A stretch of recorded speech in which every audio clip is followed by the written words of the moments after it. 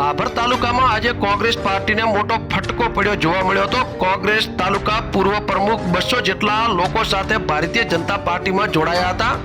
ભાભર તાલુકાના ખારા મહાકાળી માતાજીના મંદિર ખાતે ભારતીય જનતા પાર્ટીની બેઠક યોજાઈ હતી, જેમાં રાજ્ય કક્ષાના મંત્રી સ્વરૂપજી ઠાકોરના અધ્યક્ષસ્થાને બેઠક યોજાઈ હતી। ભાભર તાલુકાના ચાત્રા ગામના સરપંચ અને કોંગ્રેસમાં સતત 2 ટર્મ સુધી તાલુકા પ્રમુખ તરીકે રહી ચૂકેલા કોંગ્રેસ પાર્ટીના પૂર્વ પ્રમુખ અને પીઢ આગેવાન ગણાતા વશરામજી ઠાકોરે કોંગ્રેસ સાથે છેડો ફાડીને ભારતીય જનતા પાર્ટીનો ખેસ ધારણ કર્યો હતો। ભાભર તાલુકા મહાકાળી માતાજીના મંદિર ખાતે ભારતીય જનતા પાર્ટીની બેઠકમાં 200 જેટલા લોકો સાથે વશરામજી ઠાકોર ભારતીય જનતા પાર્ટીમાં જોડાયા હતા, જેમાં રાજ્ય કક્ષાના મંત્રી સ્વરૂપજી ઠાકોર અને વાવથરા જિલ્લા પ્રમુખ ડોક્ટર નરેશભાઈ ઠાકોર અને મહામંત્રી ઉમેદદાન ગઢવી તેમજ પ્રભારી વિશાલભાઈ પટેલે ભારતીય જનતા પાર્ટીનો ખેસ પહેરાવીને તમામને આવકાર્યા હતા।